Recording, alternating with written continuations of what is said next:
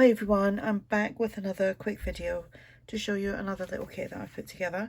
So this is a vintage ephemera kit. There's 5 pages and I've popped that into my £1 budget section in my coffee shop. I will put a link for it below. So like I said, there's 5 pages and I think there's 19 pieces altogether. So we have this page here.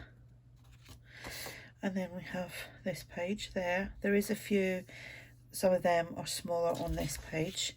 And then this. And then we have these two. Okay, so if you're interested in these to add to your collection, these are great for, I call them pocket stuffers. You know, when you want to bulk a journal up, or putting in little envelopes that you're popping into your journal. I'm looking for a couple of things that might fit in there, probably not with this, but we'll see. We'll see. Yeah, there's a couple of little bits that might go in there, so that pocket's made that earlier. Anywho, I will put the link below if you want to go check it out. Bye for now.